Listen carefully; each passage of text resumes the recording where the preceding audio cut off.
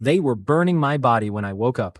A steel cart carried me toward a furnace wide enough to swallow a house. Monster blood pooled beneath my cheek. A dead beast's horn scraped my face with every shake of the wheels. My wrists were tied with wire, my ribs felt broken, and something under the pile of corpses was breathing against my leg. Above me, two workers laughed. Young Master Voss paid enough to burn the whole cart twice, one of them said. The furnace gate began to rise. Orange light poured across the platform. Heat touched my skin from 20 steps away. I tried to move. Pain tore through my chest. For one terrible second, I was back in my first body. A hospital rooftop. A wheelchair. My mother gripping my hand while the sun went down. My father, pretending not to cry. Years of watching my muscles fail until I could no longer lift my own head. Then darkness. Then this. I had escaped a body that could not move, and awakened inside one that was about to be burned. The thing under the corpses opened one yellow eye. It was a furnace hound. Hairless, burned across half its body. 4 jaws opened around the same mouth. It was not dead. The hound snapped at my shoulder. Its teeth sank deep. I bit down on a scream as hot blood ran across my neck. The workers did not hear me over the furnace. They were arguing about who would keep my boots. I searched the pile with my right hand. Cold scales, broken bone, wet fur. My fingers closed around a snapped iron hook. The hound pulled back for another bite. I rolled toward it instead of away. 2 of its jaws closed on empty air. The other 2 scraped my cheek. I drove the hook into its mouth. The point punched through soft flesh. The hound thrashed, crushing dead animals around me. My broken ribs screamed. I pushed harder. The hook struck bone. The hound's claws tore my shirt and opened my side. I pushed again. The hook broke through the top of its skull. The hound went still. For half a heartbeat, nothing happened. Then, red gold threads rose from the hound's blood. They moved against the heat, against the wind, against everything that made sense. They entered my hands, my chest, my throat. Words appeared inside my mind. Claim. What you kill becomes yours. Power slammed into me. My torn shoulder burned, then tightened. My ribs shifted with deep, ugly clicks. Hunger vanished beneath a wave of heat. My weak fingers tightened until the iron hook creaked. The wire around my wrists suddenly felt thin. I pulled. It snapped. The cart reached the final rail. One worker leaned over. Did you hear something? I came out of the corpse pile with the hook in my hand. His eyes widened. I caught the side rail, swung my legs over, and jumped. The worker raised both hands too late. My shoulder hit his chest. We crashed onto the iron platform. His breath left him in one wet grunt. The second worker grabbed a shovel. You're dead, he shouted. I noticed. I ducked. The shovel rang against the cart. I drove the hook into his thigh and pulled him close. His face dropped within reach. My forehead broke his nose. He fell screaming. The first worker crawled toward a lever beside the furnace. I stepped on his hand. Who paid you? He stared up at me, pale beneath the soot. You heard us. I want to hear it again. Young Master Lucian Voss. The name opened a door inside the original Kael's memories. A beautiful face, silver blonde hair, an ivory academy coat, untouched by dust. Lucian standing over this body in a storehouse, while 3 boys held Kael Arden down. Lucian had taken a small metal token from inside Kael's coat. You should have died with your parents, he had said. They also touched things that belonged to my family. Then came boots. Fists. Darkness. The original Kael had never awakened. I had. Where is Lucian? I asked. The worker shook his head so hard blood sprayed from his nose. I don't know, I swear, we only got the body. The furnace roared behind me. I looked at the cart. The hound's body had become lighter and dry. Most of its fresh strength was now inside me. The men who wanted to erase me had placed my first source of power beside my corpse. I almost thanked them. Instead, I bent the furnace lever with both hands until the mechanism jammed. Then I took the workers' coats, wrapped my wounds, and left through the waste gate, before anyone came to investigate. Ironhaven stood beyond the smoke. A wall taller than any building from my old world cut across the horizon. Guard towers watched the roads. Wagons carried monster hides through iron gates. Hunters walked beside them with swords, spears, and armor stained dark from the land outside. This world was dangerous. For the first time in either life, that thought made me smile. Danger had a body here, and if I killed it, part of it became mine. I should have gone home. I should have hidden, cleaned my wounds, and tried to understand why a rich heir had murdered me over a metal token. Instead, the original Kael's habits guided me toward Holt Monster Works. The slaughterhouse sat near the eastern wall. It processed farm birds, thick-scale lizards, and weak monsters raised inside the city. The original Kael had worked there after school because his scholarship paid for lessons, not food. The front doors had just opened when I arrived. Bram Holt stood inside, with a ledger in one hand and a cleaver in the other. He was broad enough to block the doorway. Gray touched his beard. An old scar pulled one side of his mouth down, and his left leg dragged when he walked. He looked at me. The ledger hit the floor. Kael? Morning. Bram crossed the room faster than his injured leg should have allowed. He grabbed my coat, opened it, and stared at the blood beneath. Who did this? Street thieves. Street thieves bit your shoulder, and covered you in furnace ash? They were creative. His eyes hardened. Bram knew I was lying. He also knew I would not tell him in front of 6 workers. Office, he said. You need a healer. I cannot afford one. I can. I looked past him at the rows of cages. White farm hens, blue-backed lizards, small tusked pigs bred for meat. My wounds were still closing, but slowly. The furnace hound had given me enough to escape, not enough to rebuild a starving body. The cages looked like medicine. A strange part of me hated that thought. In my first life, medicine had meant white runes, bitter pills, and doctors speaking softly when they had bad news. It had kept me alive, but it had never given me my body back. Here, medicine had claws, and I could take it with a knife. Bram noticed where I was looking. Those animals are work, not training toys. I know. Do you? No. That answer made him rub both hands over his face. The original Kael had known Bram for years. Memories came in small pieces when I looked at him. Bram slicking extra meat into my bag. Bram pretending not to notice when I arrived late because I had walked across the city in torn shoes. Bram keeping my station open, even when faster workers wanted it. He had protected a weak boy without making him feel owned. That mattered. Give me 1 hour, I said.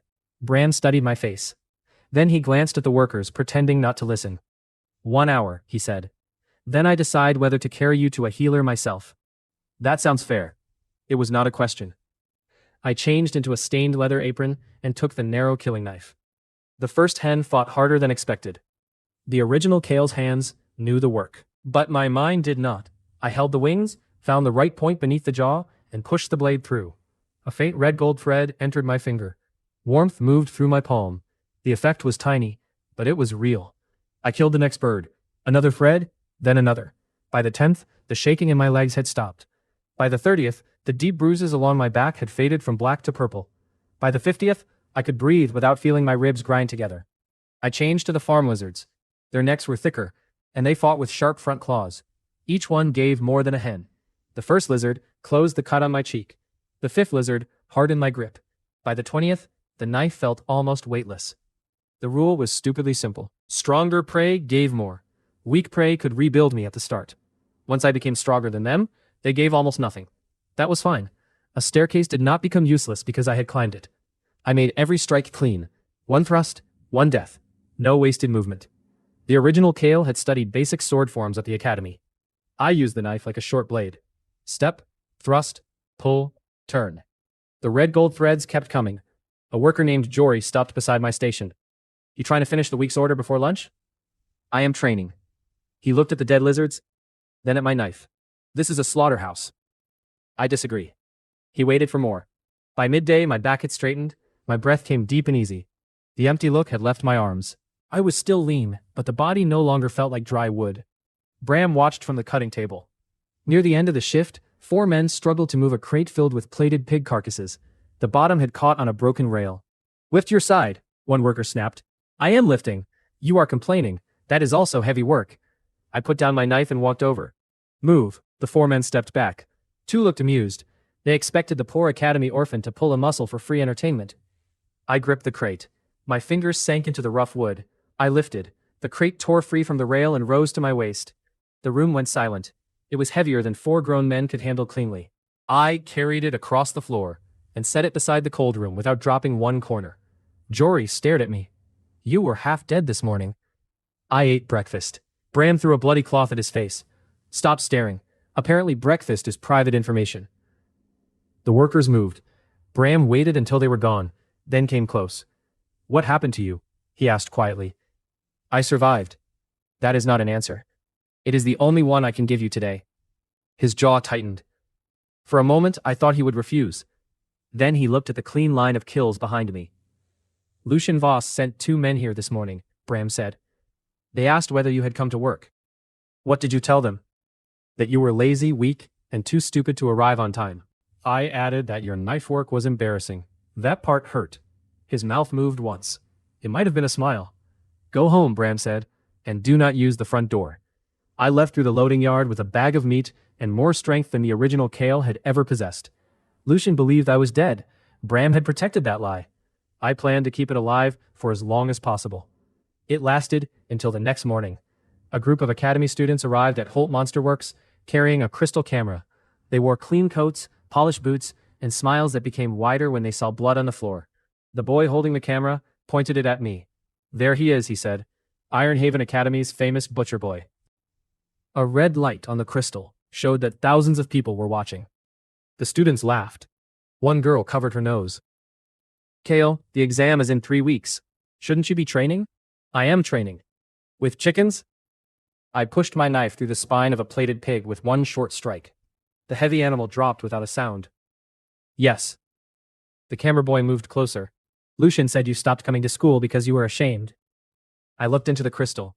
Thousands of people were waiting for me to lower my head. Lucian talks a lot for someone who sends other people to look for me. The camera boy's smile tightened. A few workers laughed. The rich students did not. Long golden hair caught the morning light. The girl wore a dark green academy coat over fitted training clothes. A sword rested at her hip. She was tall, athletic, and moved with the easy balance of someone who had practiced for years. Mira Valen, the strongest female student in our year. The original Kael remembered her from a distance. Everyone did.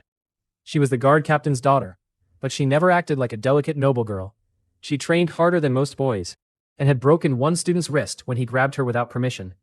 I respected that memory. Mira looked around the room, then at the camera. You said we were visiting a work program, she said. We are, the camera boy replied. You called him Butcher Boy before we entered. That is his name online. The smile left his face. I returned to work. Above Mira, an old lifting chain jerked. The pin holding a heavy iron hook slipped free. I heard the crack before anyone else looked up. The hook fell straight toward her head. I crossed the room. One moment I was beside the cutting table. The next, my hand closed around the chain 2 feet above Mira. The hook stopped inches from her hair. The chain snapped tight. Pain struck my shoulder, but my feet did not move. Everyone stared. I slowly lowered the hook. The camera boy turned the crystal toward us. Before he found the right angle, I released the chain and stepped back. Mira caught my forearm, her fingers pressed into the muscle beneath my sleeve. The original Kael's arm had been thin enough for her hand to circle it. This arm was not. You moved fast, she said. The hook moved slowly. It did not. Her thumb rested against the inside of my wrist. I felt her pulse through her fingers. She was close enough that I caught the clean scent of soap and cold air beneath the slaughterhouse smell. For one quiet second, neither of us moved. Then the camera boy coughed loudly. Mira released me. The camera boy tried to recover his pride. You caught one hook, he said. That does not make this training. I pointed toward the plated pig I had killed with one thrust. Would you like a closer demonstration? His smile disappeared. Mira turned away before the camera could catch hers. Another student lifted her sleeve over her nose. How can you work in this smell every day? It stops bothering you. When? When you become useful. Bram coughed into one fist. Jory entered the cold room and laughed where the crystal could not hear him. The stream ended soon after that. The rich students had come to film a weak butcher. They left with clean boots, wounded pride, and a clip of me catching half a ton of iron beside Mira's head. By noon, short clips of my bloody apron had spread across every academy board. One showed only the moment before I caught the hook, then cut away, so it looked as if the chain had stopped by itself. Another slowed my answer about training, and added music meant to make me look stupid. The public still laughed at the student butcher, but Mira did not laugh. She watched me until Bram pushed the students out. That afternoon, a notice arrived. Holt Monster Works had failed a surprise review. The city could close the business within 10 days. Bram read the paper twice, then burned it over a metal tray. Lucian? I asked. His father controls the trade office. You can fire me. No, he will close this place. He was looking for a reason before you were born. Bram opened an old cabinet and took out a wrapped sword. Your father left this with me. I stopped breathing for a moment. The sword was plain. The leather grip had been replaced more than once. The blade showed years of careful repair. Garen used it for practice after his good sword broke, Bram said. It will not survive a strong monster, neither will you if you stay inside the wall waiting for Lucian. He held it out.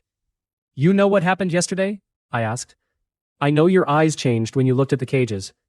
That does not answer my question. You learned that from me. I took the sword. Bram gripped my shoulder. Northwood, stay close to the outer markers. Do not chase anything bigger than a horned boar. If you see a black-backed ape, run. Because apes pull arms off before they eat people. That seems inefficient. They are poor butchers. Northwood began less than a mile beyond Ironhaven's northern gate. One looked at my old coat, then at Garen's practice sword. Students need a group beyond the third marker. I am staying inside the second. You carrying a signal flare? No. Monster bait? No. Healing powder? No. He stared at me. Do you have anything useful? A sword. The older guard beside him laughed once, then stopped when I did not. He sold me a cheap red flare for 3 coins and pointed toward the return bell. If the bell rings 3 times, run for the wall. Do not ask why. What if something is chasing me? Run faster. That was honest advice. Inside the city, the air smelled of smoke, steel, and too many people. Outside, everything felt wider. Tall black trees blocked much of the sky. The ground carried prints from deer, boars, and creatures I could not name. For most students, the wilderness was the final test. For me, it was a field of upgrades. For the first hour, I found nothing worth killing. Small glass-winged insects floated over wet ground. A thin fox watched me from a rock and left before I could take 3 steps. I passed old bones scattered beneath a tree and studied the bite marks. Whatever had eaten the animal had jaws wider than my hand. The woods kept reminding me that I was no longer the weakest thing in them. That feeling should have frightened me. Instead, it made every breath feel clean. I tested my new body as I moved. I jumped a narrow stream and landed farther than expected. I climbed a steep bank without using my hands. When a branch snapped beneath my boot, I caught myself before my weight shifted. The gains from the slaughterhouse had not only made me stronger, they had made movement easier. After years of needing help to turn my head, effortless balance felt like magic. I found a horned boar near a shallow stream. It stood almost as high as my chest. Dark plates covered its shoulders. 2 forward horns curved beside its snout, like hooked blades. I had planned to use 2 close trees to limit its charge. The boar found me before I reached them. It lifted its head. Our eyes met. Then it came at me. The ground shook beneath its weight. I ran toward the trees. The boar was faster. The other struck my side and lifted me from the ground. Pain flashed white. I hit a tree hard enough to lose my breath. Warm blood filled my shirt. The boar turned for another charge. Claim could heal me only after I killed something. That was an important difference. Power did not matter if the prey killed me first. I forced my legs under me and moved between the 2 trees. The gap was narrow. The boar lowered its head and rushed anyway. At the last moment I stepped sideways. Its left horn passed the first trunk. Its right horn struck the second. The boar's head jammed between them. It screamed and kicked, tearing up the ground. I climbed onto its plated back. The practice sword bounced from its skull once. The eye was softer. I drove the blade down. The boar thrashed. My injured side tore wider as I held on. Blood ran across my hand. I pushed until the sword entered the brain. The boar collapsed. Red gold threads rose in a thick wave. They entered my wound first. The torn flesh pulled together. The bleeding stopped. My ribs tightened. Then the remaining power ran into my legs, back, and shoulders. It hurt. Muscles knotted beneath my skin. My spine arched. For several seconds, it felt as if the boar were trying to grow inside a human frame. Then the gain settled. I stood. The world looked sharper. I could hear water moving beneath the streamstones. I could feel the sword's weight in every finger. My legs held a new spring, like they wanted to run. Not because the fight was funny. Because I had been thrown from a wheelchair into a world where my body could become stronger every day. The sound came out wild and free. I grabbed the boar beneath its front legs and lifted. A beast that had thrown me through the air now rose against my chest. That was what I loved most about Claim. The boar had thrown me through the air. Now I was carrying it back to the city. I carried the boar toward the nearest marker path. Halfway back, I heard a scream deeper in the woods. Then a second. I dropped the boar and ran. An academy training group had been pushed far beyond the safe line. A bright strip of cloth had been tied to a branch as a false trail marker. Another strip pointed deeper into the woods. Fresh boot prints circled the area, but the people who made them had not joined the fight. They had watched from the ridge, then moved away. Someone had driven the monster toward the students. 3 academy students hid behind a fallen tree. 2 more dragged an injured instructor away. A black-backed ape stood in the clearing, taller than 2 men, with arms thick as barrels. It held Mira in one hand. Her sword lay broken at its feet. The ape squeezed. Mira's face tightened, but she did not scream again. She drove a short knife into its wrist. The blade barely entered. The ape roared and raised her toward its mouth. I entered the clearing at a sprint. Mira! The ape turned. I threw Garen's sword. The blade struck its cheek and cut a shallow line. It did no real damage, but it made the ape loosen its grip. Mira dropped, rolled, and crawled behind a stump. The ape came for me. Bram had told me to run. Bram was usually right. I ran straight at it. The ape swung one arm across the clearing. I ducked beneath the first hand. The second caught my chest. The world spun. My back struck a tree. Wood exploded around me. Something cracked inside my body. The ape beat both fists against the ground and charged again. One of the academy boys tried to help. He jumped from behind the fallen tree and slashed at the ape's leg. The boy flew through the air and landed beside the injured instructor. His sword spun away. He did not rise. "Stay down," Mira shouted. Even trapped in the ape's reach, she was still watching everyone else. The ape's strength was not only greater than mine, its reach controlled the whole clearing. If I stayed outside its arms, I could not hurt it. If I entered, one clean hit could crush my chest. The boar's strength kept me conscious. Without claim, the first hit would have ended the fight. I pushed away from the broken tree. The ape opened its mouth to roar. I saw the soft line beneath its jaw. Garen's sword lay 10 steps away. I did not have 10 steps. Mira's broken blade rested beside the ape's foot. I slid beneath its next swing, grabbed the blade, and drove upward with both hands. Steel entered under the jaw. The ape's mouth snapped shut. Teeth broke against the metal. It grabbed my shoulder and lifted me. I pushed deeper. The blade reached the brain. The ape froze. Its full weight fell on top of me. For a moment, I could not breathe. Then the red gold threads came. Mira saw them. Her eyes widened as light moved from the ape's chest into mine. My crushed rib shifted back into place. My shoulder, partly pulled from its socket, slammed home. Strength filled my arms until I could push the dead ape aside. The other students reached us. "What was that light?" one asked. Mira answered before I could. "The core burst when he killed it. Stay back. It may still be hot." One student looked from the dead ape to my healed shoulder. "Cores do that?" Mira looked at him. "Do you want to touch the ape and find out?" He stepped back. Her tone ended the question. The injured instructor forced himself upright. His left arm hung wrong, but his eyes were clear. "We received a distress flare from this direction. Then the trail marks led us here." "There was no distress group," I said. He looked toward the ridge. "Then someone wanted us here." Mira and I shared one glance. We both knew Lucian was behind it. Her calm voice ended the questions. She held my gaze for one more second, then turned to the injured instructor and took command of the group. We brought everyone back to the stream before dark. The students left with the instructor and the ape's body. Mira remained behind. "You should go with them," I said. "You're bleeding through your shirt." "It is mostly dry." That was not praise. She made me sit on a flat stone. Then she knelt between my knees with a clean cloth and a small bottle of water. Mira wiped blood from my cheek first. Her touch was careful. Her golden hair fell over one shoulder, close enough to brush my arm. "You healed," she said quietly. "Yes." "The red light came from the ape." "Yes." "And your shoulder moved back into place by itself."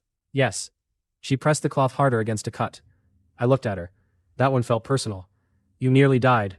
The truth had left my mouth before I could catch it. Mira studied me. "At the slaughterhouse, you were different. At school, you used to look at the floor. You apologized when people walked into you." I remembered the frightened boy whose body I wore. He had been hungry, ashamed, and alone. "You are nothing like the boy at school," she said. "That boy died." The stream moved beside us. Mira could have asked what I meant. She could have demanded every secret. Instead, she cleaned the blood from my shoulder. "Then I will get to know the one who came back," she said. Her fingers stayed against my skin for one extra second. I wanted to touch her face.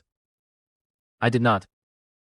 When I returned home, Mira came with me, carrying a bag of food. My apartment had one room, one narrow bed, and a kitchen with 3 empty shelves. She opened the cupboards. Then she opened them again, as if food might appear from shame. "Do you always eat air?" she asked. "Bram gives me meat. Raw meat is not a meal. It becomes one if you are patient." Mira took off her coat and tied back her hair. "Sit down. I can cook. You just described waiting for meat to change by itself." I sat. While she worked, I removed my torn shirt and changed the bandage around my shoulder. The skin beneath had already closed. Only a red line remained. Mira looked over once, then again. The new body had changed quickly.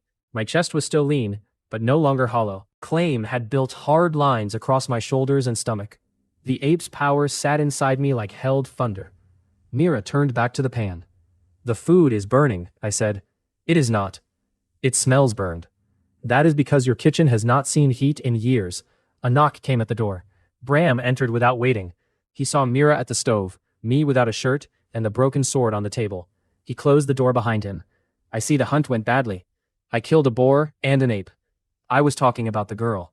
Mira smiled without turning around. You must be Bram. Bram stared at the guard captain's daughter cooking in my kitchen. Then he looked at me. I leave you alone for one day. He placed an old map fragment on the table. The humor left his face. Before Bram spoke, Mira placed a bowl in front of him. He looked into it. What is this? Stew. It is green. There are vegetables. Bram pushed one piece with his spoon. That explains the color, not the decision. You both eat like injured wolves. Injured wolves do not eat leaves. Mira stared at him until he took a bite.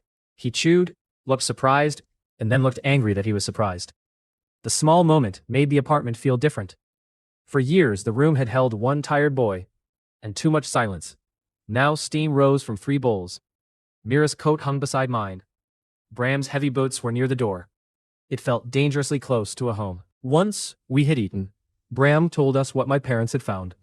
Monsters were being bred beneath Ironhaven. Not for food, not for study. The animals were trained to attack marked targets and retreat when called. Kael Arden and Kael Arden had followed supply wagons into old service tunnels beneath the city. They found cages, missing hunters, and children used as bait. They went to Magistrate Darius Voss. Darius was the man running it. Bram had followed them into one tunnel before his damaged leg forced him back. He remembered iron cages stacked on both sides of a stone hall. He remembered collars with colored marks. Red meant attack, white meant return, black meant leave no survivors. He also remembered a child crying behind a locked door. My leg gave out, Bram said. Garen carried me to the surface. Alara wanted to go back for the child that same night. I convinced them to bring guards first. His voice became rough. The guards who arrived belonged to Darius. Mira stopped eating. Bram stared at the table. By morning, the tunnel had been cleaned. 2 days later, the child's body was found outside the wall. A week after that, your parents were sent on the patrol that killed them. There was no joke in the room after that. A beast attack reached their patrol route, even though it should have been impossible. Garen knew someone was following him, Bram said. He hid one key in your academy coat, a small metal token. He told me it opened a sealed door below the North Market. Lucian took it, I said. I told him about the furnace. Not every detail. Enough. His hand tightened around the edge of the table until the wood cracked. I should have taken you away years ago. You kept me alive years ago. I kept you poor and visible. You gave me work, food, and my father's sword. The sword is broken. It did its job. Mira set 3 bowls on the table. She sat beside me, close enough that our knees touched. What do you want to do? She asked. The answer came easily. I will get the token back. Then I will open that door and destroy everything behind it. Bram looked at my healed shoulder. Mira looked at the red line beneath my collarbone. Neither told me to run. 2 days later, 6 men came to kill me. I noticed them because they watched the wrong things. Normal people looked at the sword on my back. Hunters watched my hands and feet. These men watched the alleys around me, making sure no one else was close. Mira had left my apartment an hour earlier. Bram was at the slaughterhouse.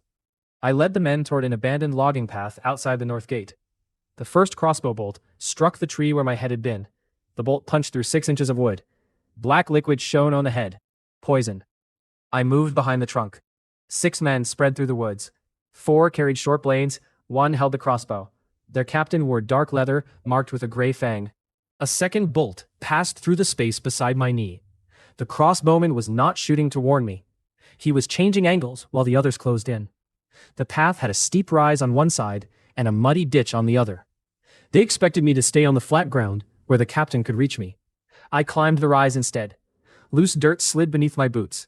A knife struck where my calf had been. I caught a low branch, swung around the attacker, and kicked him down the slope. He hit the dish face first. Another man came from above with a short axe. I blocked with Garen's sword. The impact rang through my arms. Before he could pull back, I stepped inside and struck his throat with my forehead. I cut him across the stomach and moved before the captain reached me. "You made this easy," the captain called. "We expected to drag you out of the city. Who paid you?" "You will not need the name." The crossbowman shifted left to find an angle. I threw a stone. It struck his wrist. The bolt fired into the dirt. I crossed the space before he could reload. Garen's practice sword entered beneath his ribs. His eyes widened. I had never killed a man before. For one frozen second, the forest became the hospital rooftop again. My mother had once begged a doctor to try one more treatment because every life deserved one more chance. The crossbowman raised the weapon toward my chest. He had already used his chance. The blade felt different inside a human body. Softer in some places. Harder in others. I pulled it free. Red gold threads entered my arms. Not many. The man was weaker than the ape. But the gain was enough to make the other 5 look slower.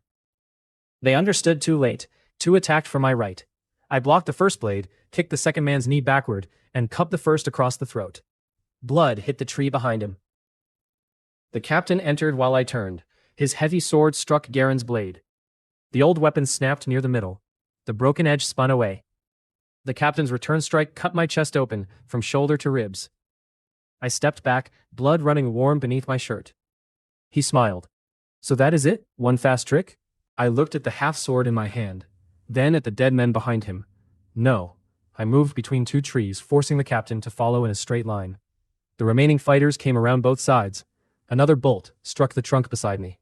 One of the wounded mercenaries had taken the fallen crossbow. I kicked the tree. Rotten bark broke loose and filled the air. The captain raised one arm to protect his eyes. I went low. The broken sword entered above his knee. He roared and brought his weapon down. I rolled beneath the swing, ripped my blade free, and stabbed under his arm. His armor stopped most of it. His fist caught my jaw. I hit the ground hard. The captain limped toward me. Lucien should have paid less. A name and a witness. I pushed to one knee.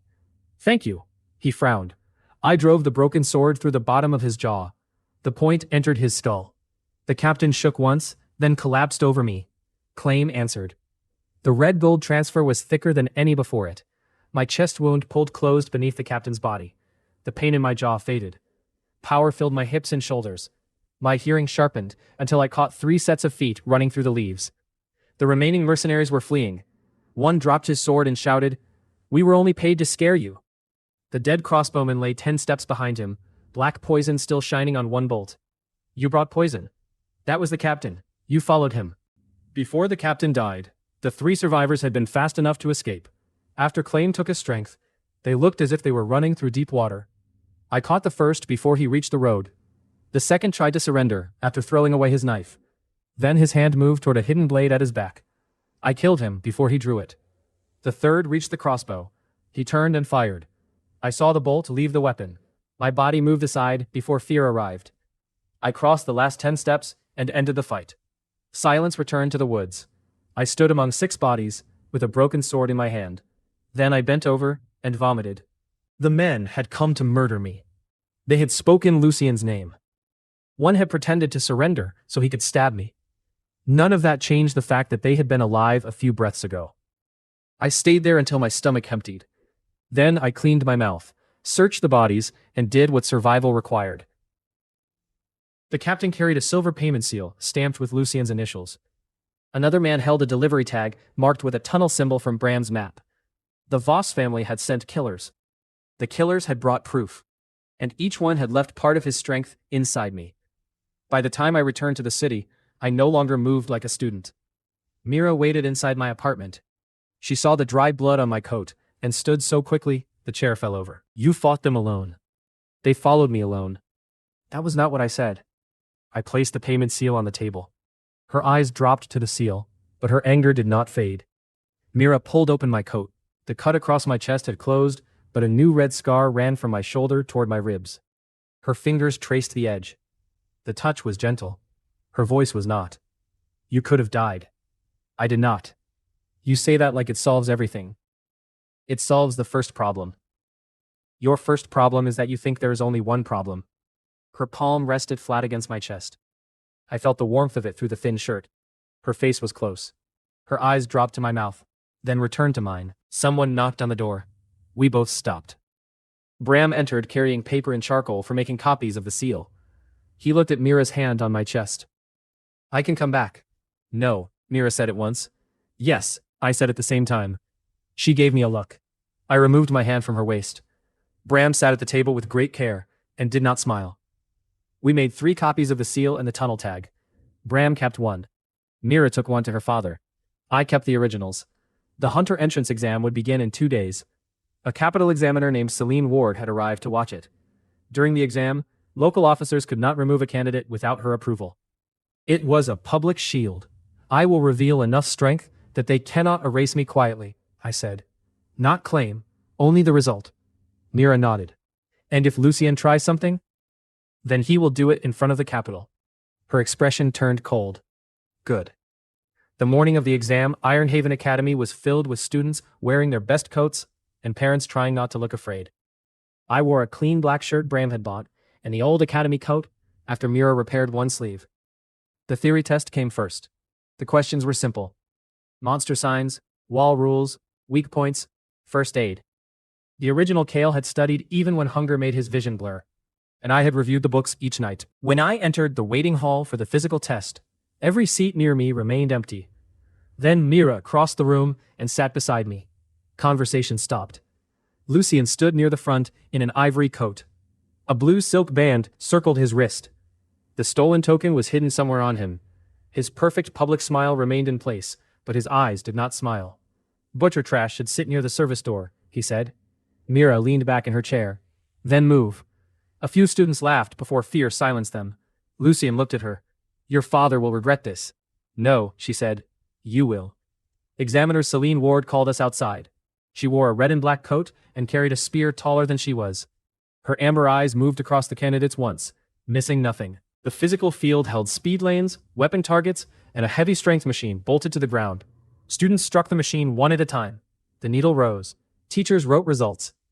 Lucien scored near the top and accepted the applause as if he had invented strength. Then my name was called. I walked to the machine. The front plate looked normal. The bolts beneath it did not. Someone had cut them almost through. If I struck with moderate force, the upper frame would collapse forward and crush my arm or skull. Celine watched from 10 steps away. Lucien watched from the shade. I could step back and expose the damage. Instead, I decided to make the sabotage obvious. I placed one fist against the plate and judged the frame. The cut bolts tore free, but the machine did not fall on me. The entire iron frame ripped out of the ground and flew backward. It crossed the testing lane, struck a stack of sandbags, and buried itself halfway through the wooden wall behind them. No one spoke. Dust rolled across the field. I lowered my hand. Celine walked to the broken floor. She crouched beside one bolt and touched the clean cut. This machine was prepared to collapse, she said. Her voice was quiet. Every teacher heard it. Lucien stepped backward. Then something heavy moved beneath the track. A deep metal bang shook the ground. Celine rose. The second bang came from below the monster handling gate. A teacher near the controls frowned. Those cages are empty. The gate exploded outward. A 6-legged crawler hit the field first. Its front claws opened the teacher from stomach to chest before he could raise his sword. Blood sprayed across the white exam lines. Students screamed. More cages opened beneath the track. Monsters poured out. 2 razor cats. 3 plated boars. A pack of red tunnel hounds. Behind them came shapes too large to fit through the first gate. The stands became chaos. A razor cat reached the lowest row before anyone understood how quickly it could climb. It landed among parents and opened one man's shoulder with a single swipe. Elias Valen appeared in the outer passage with 6 guards, but the falling barrier cut them off from the field. Mira, he shouted through the bars. I'm fine, she shouted back while dragging a bleeding student behind cover. The razor cat turned toward a small boy trapped beneath a bench. I threw the bent test bar. It struck the cat across the ribs and knocked it from the stands. The creature landed badly, but it rose. I reached it before it jumped again. Its claws crossed my back. I caught its head beneath one arm and drove my knee into its chest until bone broke. The final strike crushed its throat. The gain entered me while the child's mother pulled him free. There was no time for thanks. Parents pushed toward the exits.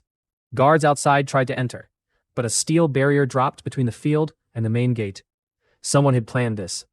The crawler turned toward a group of students, frozen near the broken strength machine.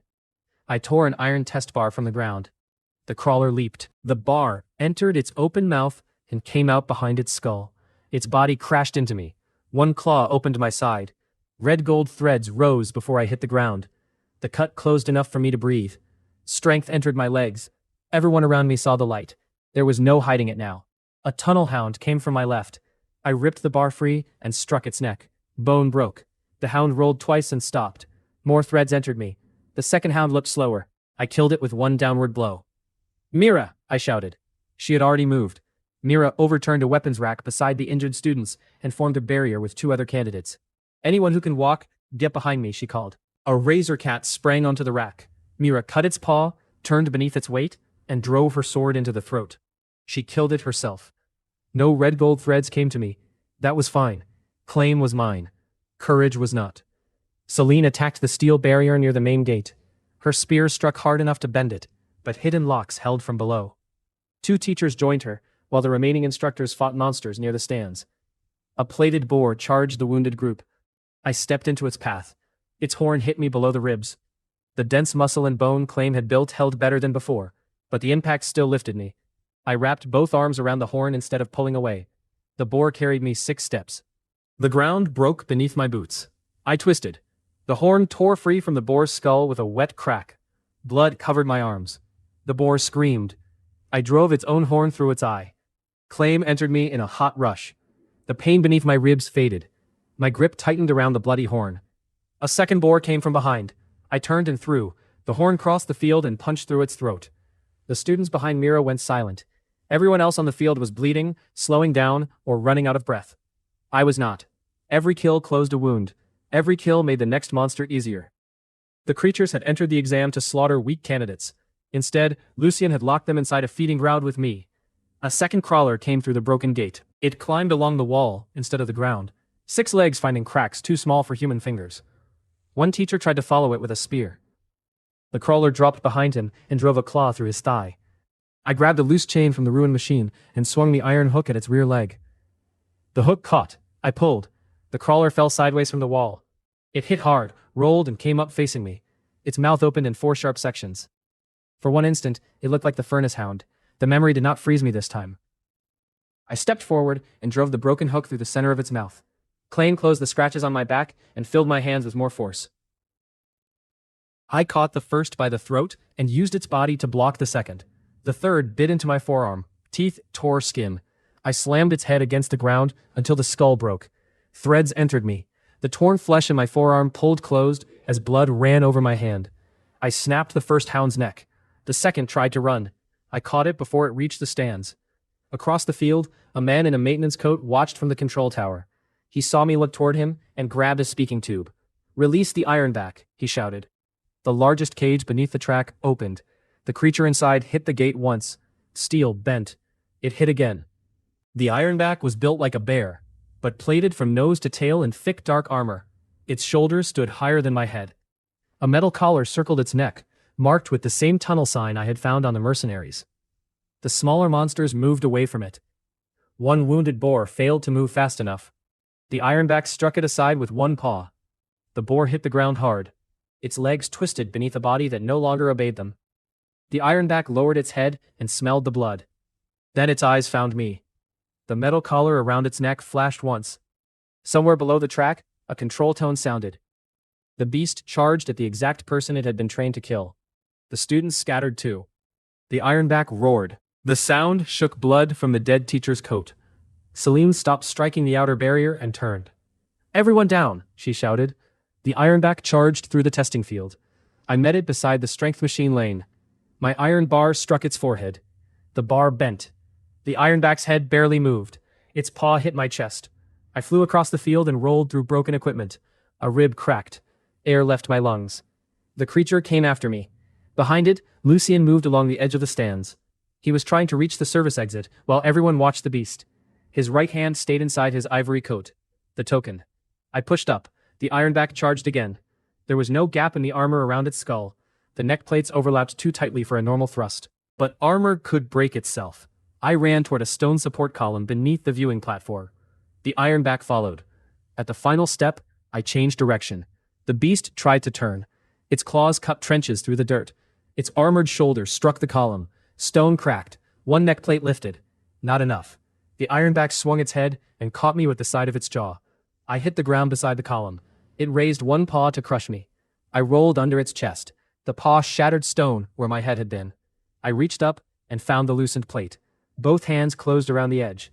I pulled. Metal tore from flesh. The ironback screamed. Hot blood poured over my face. I drove it into the gap beneath the next plate. The first strike entered 2 inches. The beast slammed me against the column. My cracked rib broke fully. I kept both hands on the plate. The ironback pulled back for another hit. I pushed with every piece of strength the furnace hound, boar, ape, mercenaries, and exam beasts had given me. The plate cut through the neck. Blood burst across the column. The ironback dropped. Its weight pinned my legs. Then claim came. The red gold threads were brighter than all the others together. They poured from the ironback in thick streams. Students covered their faces. Teachers stepped back. The light entered my chest, my spine, my arms. My broken rib moved into place. My body became heavier without growing larger. My senses opened until I heard the click of a knife behind me. Lucien rushed from the stands. He had waited for the beast to weaken me. He drove the blade toward my back. I turned and caught his wrist. His knife stopped an inch from my skin. Lucien stared at my hand. "You should be dead," he whispered. "You paid for the furnace," I said. "You should have stayed to watch." I squeezed. Bones broke inside his wrist. Lucien screamed and dropped the knife. Something else fell from his coat. A small metal token hit the blood-covered ground. Bram had described it perfectly. Celine saw it. Mira saw it. Lucien saw me recognize it. His fear became rage. "My father owns Ironhaven," he shouted. "The guards, the courts, the gates." I pushed the dead ironback off my legs and stood. Around me lay the monsters his family had released. Behind me, candidates were alive, because every creature sent to kill me had made me stronger. I picked up the token. "Then I will take the city from him too." No one laughed. The outer barrier finally broke. Captain Elias Valen led the guard onto the field. He had Mira's green eyes and a scar down one cheek. His sword was already wet with blood from fighting through the lower cages. He saw his daughter standing beside the wounded students. Then, he saw me standing over Lucien and the ironback. Mira crossed the field and stopped at my side. She did not hide her choice. Celine took Lucien's payment seal from me, examined the token, and ordered the guards to place him under capital watch. Local officers hesitated. Celine rested the point of her spear against the ground. "Anyone who interferes becomes part of the investigation." They moved quickly after that. The control tower door opened above us. The man in the maintenance coat tried to escape along a narrow bridge over the lower cages. Celine pointed once. Alive. I jumped onto the broken strength machine, then onto the edge of the viewing stand. The ironback strength had changed my body. I crossed gaps that should have needed a running start. The observer looked back and nearly fell. He threw a glass tube at me. It broke against the rail. Black smoke burst outward and burned my eyes. I heard his boots on metal. I followed the sound. He reached the far ladder. I caught the back of his coat before he climbed down. The cloth tore. He swung a small curved knife toward my face. I caught his elbow and pressed until the joint bent the wrong way. He screamed. A folded order slid from his sleeve. The paper carried the city trade seal and a simple line. Open all cages, if Arden reaches the strength test. The observer bit down. Celine reached us and struck his jaw with the butt of her spear before he could swallow whatever was hidden in his tooth. "Not today," she said. Below the bridge, the surviving monsters clawed at closed cage doors. The attack was not an accident. They had built it around killing me. Darius had been willing to kill every student on the field to erase one poor orphan. My anger went cold. The attack left blood across the exam field. One teacher was dead. More than 20 students were injured. Several parents had broken bones in the panic. Victory did not erase the cost. But without claim, the field would have become a graveyard. Celine announced the results before sunset. Mira earned Hunter Academy entry through her score and her defense of the wounded. Then, Celine called my name. Kael Arden displayed strength far above the normal entrance standard. Killed the Ironback, saved 32 candidates, and exposed direct sabotage during a capital exam. The crowd remained silent. Ironhaven has not produced a candidate like him in decades. She granted me a full academy place, a legal hunter license, and a reward equal to more than 10 years of my slaughterhouse wages. The money could buy food, weapons, and a real home. The license mattered even more. Darius could no longer have me arrested, hidden, or removed without a capital review. For the first time since waking in the furnace, I had a shield that was not made only for my own body. Elias found me outside the clinic after Mira's injuries were checked. She saved the students. That was not what I said. I understood where Mira had learned that tone. Elias looked toward the guard wagon, holding Lucian. Darius will not stop. Neither will I. His eyes measured me for several seconds. Good. That night sleep did not come. The academy clinic had given me a private room because half the staff believed I might suddenly break another wall. Mira sat in the chair beside it after her father finished questioning witnesses. She had a bandage around one forearm. A razor cat had cut her while she protected the wounded. You should be in your own room, I said. You should stop giving orders while lying in a clinic bed.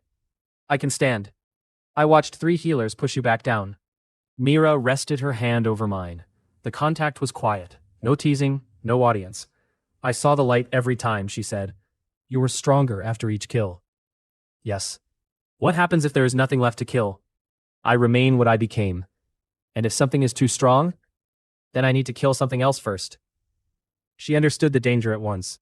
Claim made me powerful, but it also tempted me to solve every danger by hunting something stronger. You are going to hunt the things under the city, she said. Yes. Her eyes narrowed. I changed the answer before she spoke. Not into every fight, but I will not lock you outside the plan. She leaned over and pressed her lips briefly to my forehead, then sat back before I could react. That was not the kiss, she said. I did not ask. You looked confused. I was deciding whether to complain. Choose carefully. The next morning, I used part of the reward to buy Arden Lodge. The old hunting lodge stood near the outer wall beyond the northern market. It had belonged to my parents before their deaths. Darius's office had taken it for unpaid fees, then left it empty because the roof leaked, and hunters claimed it was cursed. I paid every false fee at once. The clerk searched the old records for one more fee. When he found none, he looked personally betrayed by my money. By evening, Bram had opened the shutters. Dust filled the main room. The fireplace smoked before it warmed. One window had no glass. It was still the finest place I had ever called mine. Bram hung the broken remains of Garen's practice sword above the fireplace. It deserves a better frame, he said. It broke while killing murderers. Then it deserves a cheaper frame and more respect. Mira arrived carrying blankets, bread, and 2 bags of food. She looked around the lodge. You spent your first reward on a ruin. It has walls. One of them has a hole. It has most walls. She smiled. For several hours the 3 of us cleaned. Bram repaired the door. Mira claimed the kitchen without asking. I carried broken furniture outside and split it for firewood. When darkness came, light shone through the lodge windows for the first time in years. Bram left to check the slaughterhouse. Mira and I stood outside beneath the old porch roof. Ironhaven's wall rose beyond the trees. Farther north, the wilderness waited. You frightened me today, she said. I looked at her. The Ironback? You. She stepped closer. Every time it hurt you, you became more willing to let it happen again. You looked at those monsters like pain was only a price. It was a price. You are not allowed to spend your life carelessly, just because you can heal. No one had ever spoken to me as if my life belonged in their future. In my first world, my parents had held on until my last breath. Kael's parents had died, trying to protect him. I had learned to think of survival as something private. Mira made it feel shared. I came back, I said. That is not enough. I came back because you were waiting. Her expression softened. Mira lifted one hand to my face. Her thumb touched the cut near my cheek that Claim had not fully erased. Then she kissed me. It was warm and direct. No game, no uncertainty. I put one arm around her waist and pulled her closer. She pressed against me, strong and soft at the same time. Her fingers slid into my hair. For several quiet seconds, there was no furnace, no exam field, and no Voss family. Only the woman who had seen the red light and chosen not to run. When we separated, her forehead rested against mine. This does not mean I approve of being crushed by monsters, she said. I will try to be crushed less often. Try harder. The front door opened behind us. Bram returned carrying a rolled map. He looked at us, looked at the dark yard, and stepped back inside. I saw nothing. You opened the door twice, Mira said. I saw almost nothing. He spread the map across the lodge table. The metal token fit into a round mark drawn beneath the north market. A tunnel ran from there under Ironhaven. Bram tapped a black square deep below the city. This is where parents believed the breeding cages began. I placed my hand over the map. The exam attack had made me a hunter. The Ironback had pushed my body beyond every local student, and beyond most trained fighters. I had legal status, a home, Bram's truth, and Mira beside me. Darius Voss had spent years breeding monsters beneath Ironhaven. He thought every cage, every claw, and every beating heart belonged to him. I looked at the dark path under the city and smiled.